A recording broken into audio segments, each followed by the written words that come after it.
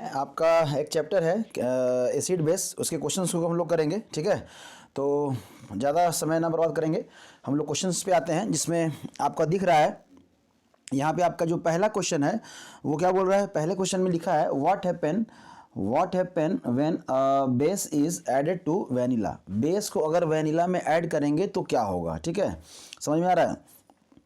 अब बेस को वैनिला में ऐड करेंगे तो क्या होगा, तो वैनिला में बेस को ऐड करेंगे तो ये क्या हो देगा, एक न्यूट्रल सॉल्यूशन देगा। तो vanilla colour of vanilla change into red, नहीं। ठीक है, न्यूट्रल सॉल्यूशन बन रहा है। Vanilla becomes colourless, yes colourless. अब है कि कलरलेस तो नहीं होगा, जो कलर है वही कलर रह जाएगा। ठीक है, तो vanilla loss it's smell, vanilla क्या है, अपने स्मेल को क्या करें, लॉस कर देगा। ये आपका अप्रोप्रिएट आंसर है ये वाला। इस टाइप का जो क्वेश्चन आएगा ना, तो इसमें आपको है ना ऑलमोस्ट रटना ही है। ठीक है, क्योंकि इसमें ज़्यादा आप दिमाग लगा नहीं सकते हैं। कुछ एक्स्ट्रा ऐसे क्वेश्चन 1% 2% क्वेश्चन होते हैं जो कि आपके डेली लाइफ से जुड़ा हुआ क्वेश्चन रहेगा, तो उसमें वो आपको बुक में भी हो सकता है कि ना मिले। ठीक है, बस वहाँ पे कंसेप्ट आप लगा के आंसर कर सकते हैं। नेक्स्ट जो क्वेश्चन है आपका लिखा है calcium phosphate is present in tooth enamel, it nature is. Calcium phosphate जो दांत के एनामिल में पाया जाता है उसका नेचर कैसा है। ठीक है, उसका नेचर क्या होता है, तो बेसिक नेचर होता है। समझ में आ रहा है। ऑलमोस्ट हम लोग पहले भी देख चुके हैं, आप पढ़ेंगे भी तो भी आपको ये लगेगा। ठीक है, इसीलिए हम लोग जो एसिडिक खाना खाते हैं ना, एसिडिक खाना, तो वो रिएक्शन करके जो है ना हट जाता है। और हम लोग नहीं कहते दांत कोथा हो गया ऐसा करके, मतलब खाने में फिर नहीं बन पाता है ये वो करके। समझ में आ रहा है, तो आप इस तरह से कह सकते हैं। चलिए नेक्स्ट क्वेश्चन जो है, the order of acetic acid resemble that of, order of acetic acid. अब एसिटिक एसिड का जो ऑर्डर है, जो स्मेल है, वो कैसा आपको नज़र मतलब कैसा आपको लगेगा। ठीक है, तो आप जब देखिए एसिटिक एसिड क्या है, क्या आपका एसिड है, क्या है आपका एसिड है। अब इसमें से ऑलमोस्ट केरोसिन आपका एसिड नहीं है, बर्निंग प्लास्टिक नहीं, तो इसमें से एसिड कौन है, विनेगर। विनेगर जो क्या है ये भी क्या होता है, एसिड होता है। तो इसी के जैसा इसका स्मेल आएगा। समझ में आ रहा है, तो जो आपका आंसर हो जाएगा वो हो जाएगा आंसर सी। ठीक है, यहाँ तक में कोई दिक्कत नहीं। तब है ammonium sulphate salt is, ammonium sulphate salt आपका SO4 NH4 और SO4 NH4 का आप क्या कर दीजिए, ट्वाइस कर दीजिए और SO4। तो इसको आप इस तरह से लिखेंगे, आप इसको लिख सकते हैं NH4 और SO4। ठीक है, अब ये है क्या आपका, तो अमोनिया जितने भी अमोनियम सल्फेट सॉल्ट इज। अब देखिए सॉल्ट है ऑलरेडी, ये क्वेश्चन में ही आपका आंसर दे चुका है। ठीक है, तो यहाँ पे ये क्वेश्चन को देख के जो है ना बस खाली कंफ्यूज मत कीजिएगा कि यहाँ पे सॉल्ट लिखा हुआ है। ठीक है, अमोनियम सल्फेट सॉल्ट इज, ये बेसिक सॉल्ट होता है। कैसे पता है बेसिक सॉल्ट होता है, तो जब ये टूटेगा तो ये आपका NH4 प्लस और SO4-2 में टूटेगा। ठीक है, ये बेसिक वाला पार्ट होता है। तो आपका जो है ना ये बेसिक सॉल्ट होता है। ये सॉल्ट देख के जो है ना यहाँ बच्चा लोग है ना सीधा कह देगा कि न्यूट्रल सॉल्ट तो है। ठीक है, लेकिन कैसा सॉल्ट है, तो बेसिक सॉल्ट है। ठीक है, चलिए तब है आपका इंडिकेटर। ऑलमोस्ट इंडिकेटर आपका क्या है, तो an indicator is one kind of the following compound. Indicator क्या है, एक टाइप का कंपाउंड है जो किस तरह का कंपाउंड है, तो आपका strong acid only, reducing agents, weak acids और बेस है, या कॉम्प्लेक्स सॉल्ट है। तो इसमें जो आपका आंसर रहेगा वो क्या रहेगा, वीक बेस एंड एसिड रहेगा। ठीक है, ओनली जो हमारा इंडिकेटर है। ठीक है, वीक बेस या वीक एसिड ये होता है। समझ में रहा है। अब है कि इंडिकेटर क्या है, तो ये एसिड बेस को बतलाने वाला आपका एक कंपाउंड है। अब इंडिकेटर जो है ना नेचुरल भी होता है और आपका आर्टिफिशियल भी होता है या मैनमेड भी होता है। ठीक है, आर्टिफिशियल या मैनमेड। अब नेचुरल का इंडिकेटर कौन कौन है, आर्टिफिशियल कौन कौन है, इसका एग्जांपल याद कर लीजिएगा, आपके बोर्ड के एग्जाम में पूछा जाएगा।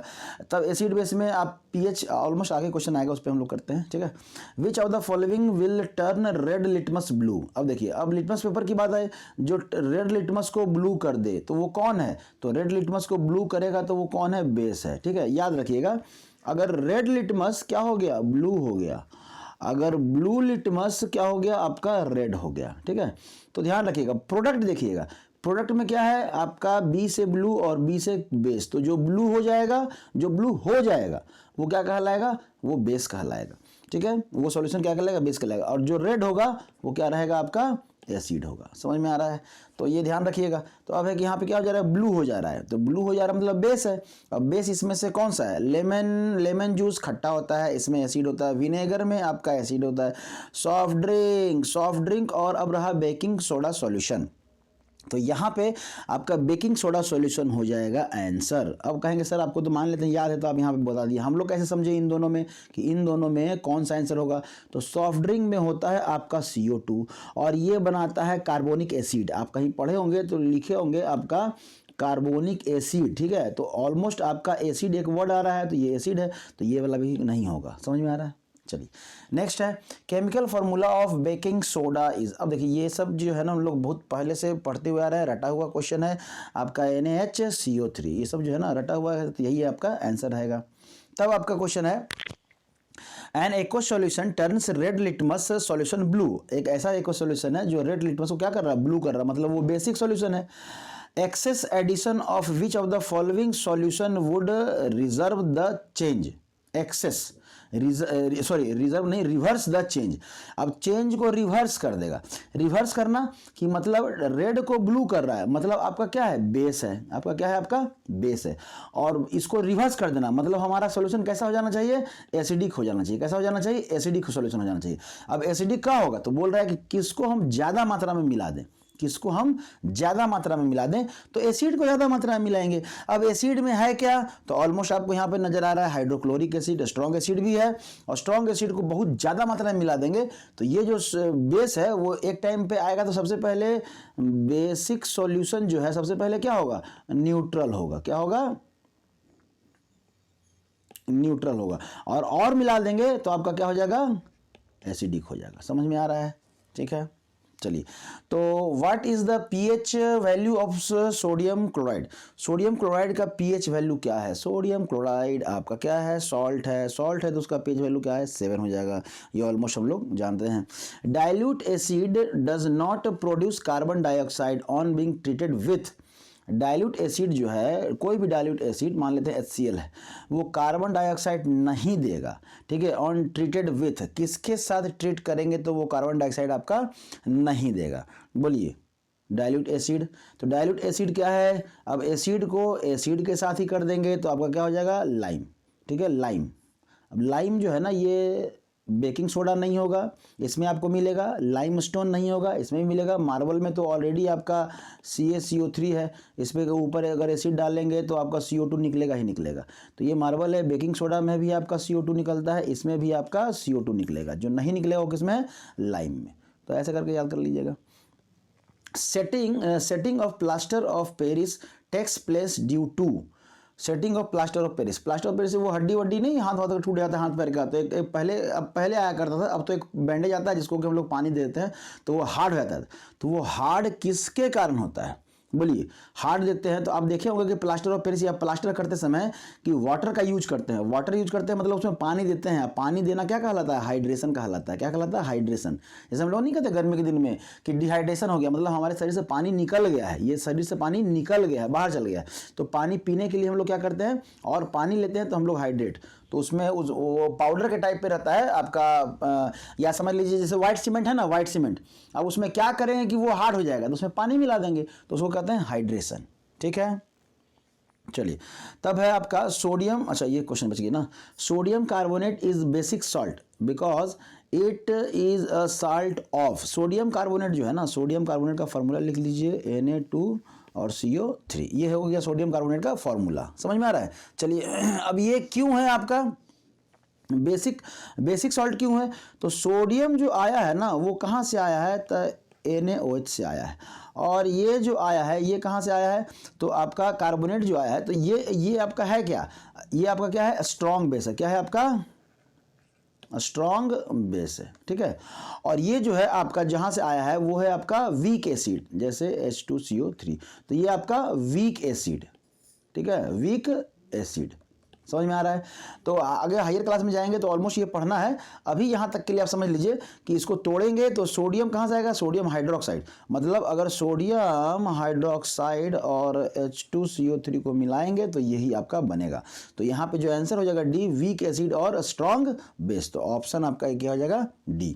अगर ये नहीं भी समझ में आ रहा है तो कोई दिक्कत नहीं है, लेकिन अगर आप थोड़ा सा भी समझ में आ रहा है तो आप ये कर सकते हैं। ऐसे है 12th में जाएंगे, 11th-12th में जाएंगे तो ऑलरेडी आपको ये अवेयर हो जाएंगे। थोड़ा सा जाने रहिए कि अगर कैसे बनता है, तो कंपाउंड को तोड़ना सीखिए। कंपाउंड को तोड़ना सीखेंगे ना, जैसे अगर मान लेते हैं हम ये कंपाउंड बोले सोडियम एसीटेट बोले, अगर आप यहाँ पे इनको तोड़ेंगे तो CH3COO माइनस और यहाँ Na+ आएगा। तो ये कहाँ से आया होगा, तो ये NaOH से आया। ये कहाँ से आया, तो ये CH3COOH से आया। तो ये वीक बेस एसिड होगा और ये स्ट्रॉन्ग बेस होगा। इन दोनों को मिलाएंगे तो सोडियम एसीटेट है। अब अगर कोई आपको पूछेगा कि सोडियम एसीटेट किससे बना है, तो वीक एसिड और स्ट्रॉन्ग बेस से मिलकर बना है। तो यही पूछ रहा है आपको, ठीक है। नेक्स्ट क्वेश्चन है यहाँ पे, इसको मिटा दीजिए इस पेज पे। चलिए नेक्स्ट जो क्वेश्चन है आपका वो है लाइम वाटर। अब lime water is almost, lime water क्या है आपका, कैल्शियम। ये तो सब क्वेश्चन जाना पहचाना है आपका, मतलब पहले से भी आप जानते होंगे, इसलिए ज़्यादा कोई टेंशन है नहीं। Which one of the following types of medicine is use for treating indigestion. Indigestion किस, ट्रीटिंग इंडाइजेशन मतलब one of the medicine is using treating indigestion. हमारा जो नहीं तो गैस वैस हो, ज़्यादा खाना वाना खा लिए तो गैस वैस हो गया है, तो आप जो है ना ये यूज करते हैं। या इंडाइजेशन मतलब कहीं अगर चींटी वगैरह भी अगर काट दिया, आपको चींटी वगैरह भी काट दिया तो भी हम लोग उसका यूज करते हैं। तो अगर एसिडिक नेचर हमारा बढ़ रहा है तो वहाँ पे क्या मिलाएंगे, बेस मिलाएंगे। अब बेस मिलाएंगे तो क्या करेगा, उसको न्यूट्रल कर देगा, ठीक है, न्यूट्रल कर देगा। तो न्यूट्रल करने वाला अब एंटीबायोटिक तो होगा नहीं, एनाल्जेसिक ये एलर्जी में खाया था, एंटीसेप्टिक ये नहीं होगा, आपका क्या होगा, एंटा एसिड। एंटा एसिड मतलब कह सकते हैं कि एसिड का उल्टा।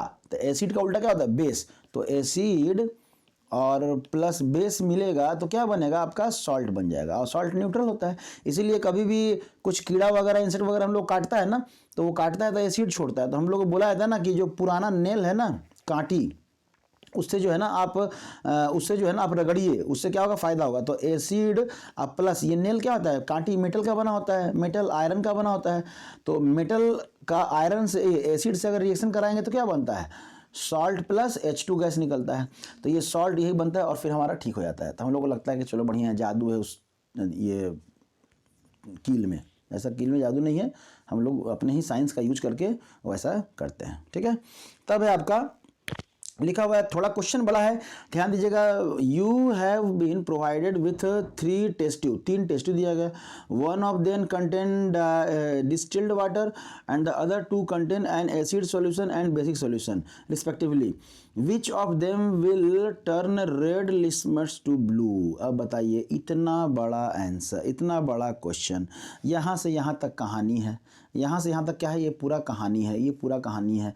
अब पूछ रहा है क्या कि कौन सा जो है ना वो रेड लिटमस को ब्लू कर देगा, कौन सा कर देगा, तो जो बेस है। इसलिए बड़ा क्वेश्चन देख के डरिएगा मत, उसका आंसर बहुत आसान होता है। Acid reacts with metal to liberate. Acid को मेटल से करेंगे तो अभी हम लोग देखें कि क्या निकलता है, तो हाइड्रोजन गैस निकलता है। अभी हम लोग जस्ट देखे इसके पहले, तो हाइड्रोजन गैस आपका निकलता है, ठीक है।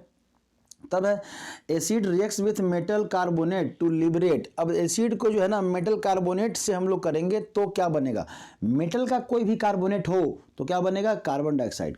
अभी हम लोग इसके 4-5 क्वेश्चन पहले भी हम लोग देखे थे कि कार्बोनेट कहाँ से आया था, तो वो कार्बोनेट आपका मेटल कार्बोनेट से आया था। तो ये कार्बन डाइऑक्साइड, तो कार्बन डाइऑक्साइड फॉर्म करेगा जब भी मेटल का कार्बोनेट आपको रिएक्शन करेगा। जैसे आपका Na2CO3 अगर ये मेटल के साथ करेगा तो आपका CO2 जो है ना यहाँ से ये लिबरेट करेगा, ठीक है। चलिए तब है आपका नेक्स्ट आपका यहाँ पे क्या है कि lime water turn milky when carbon dioxide is pass due to the formation of.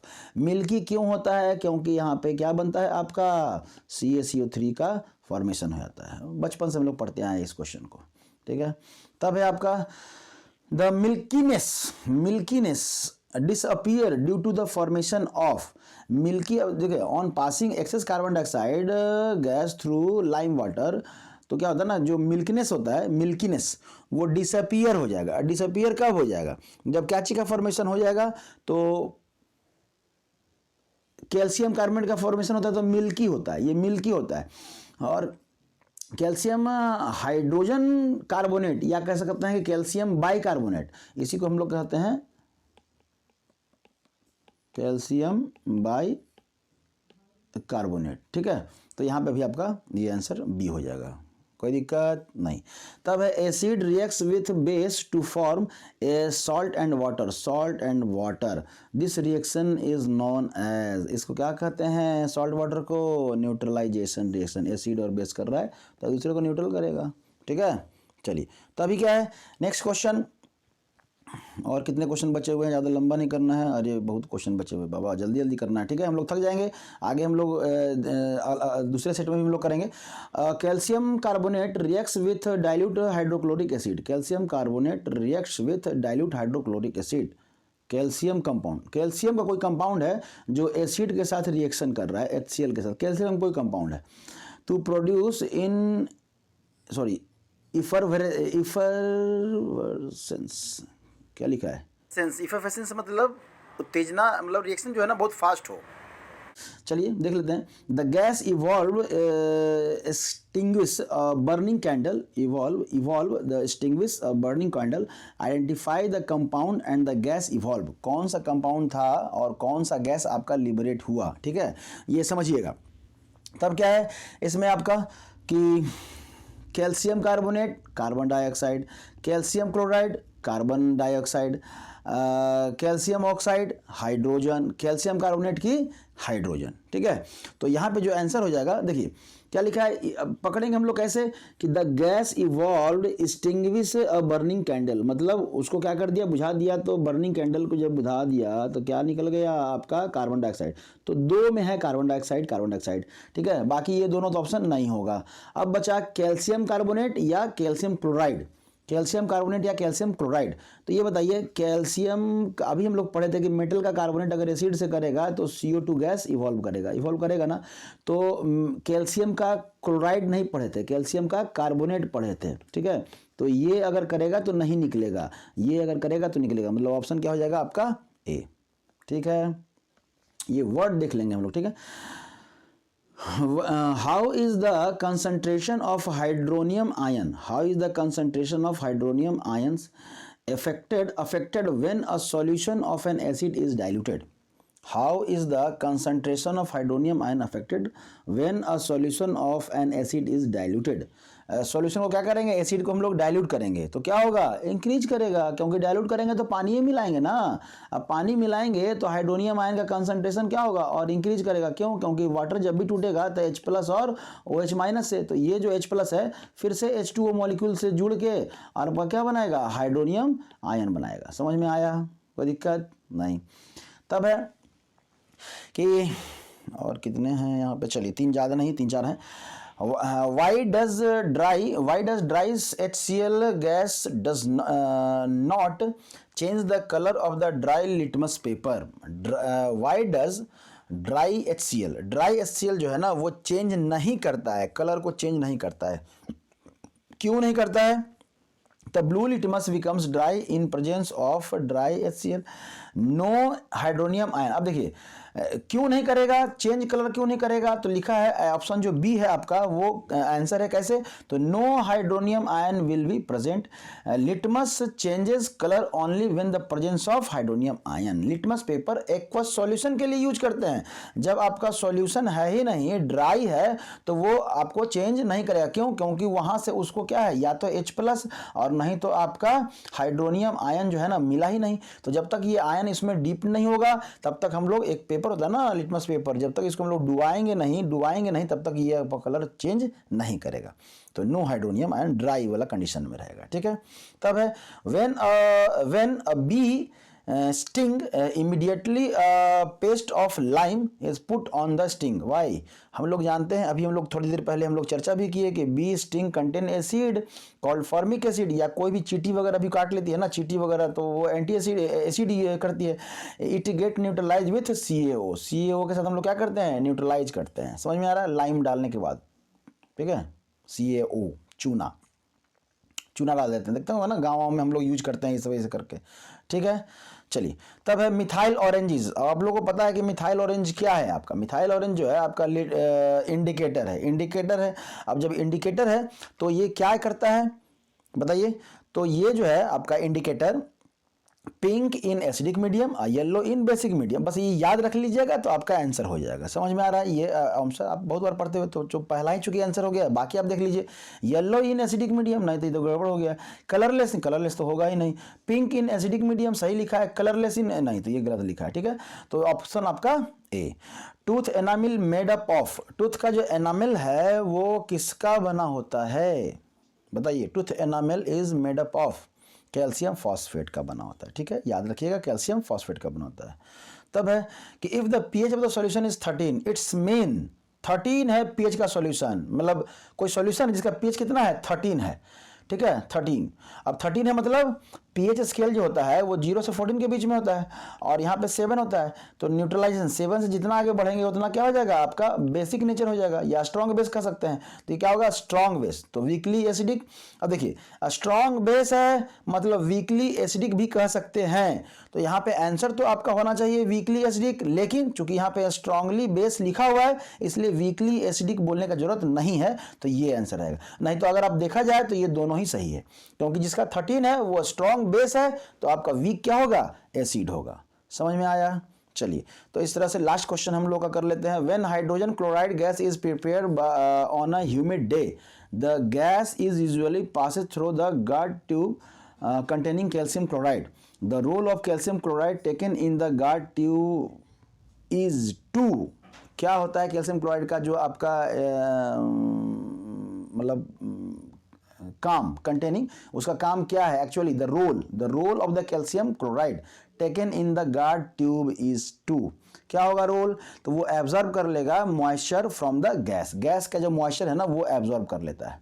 ठीक है, समझ में आ रहा है? तो इतने सारे क्वेश्चन हम लोग किए, आप और भी इसका सेट हम लोग लेके आएंगे जिसमें कि और भी हम लोग सारे क्वेश्चन करेंगे। तो कोशिश कीजिएगा यहाँ पे इसके वीडियो के साथ बने रहने के लिए। अगर डिटेल में पढ़ना है तो आप प्लेलिस्ट में जाके देख सकते हैं, वहाँ पे आप पढ़ सकते हैं, और नहीं तो ऑलमोस्ट आप ऑब्जेक्टिव कर लीजिए, जहाँ से आप पढ़ रहे हैं वहीं से पढ़िए, बस ऑब्जेक्टिव कर लीजिए, प्रैक्टिस के रूप में आपको काम आएगा। बने रहिएगा वीडियो के साथ, और भी हम लोग नए क्वेश्चन के साथ पहुँचेंगे। Thank you.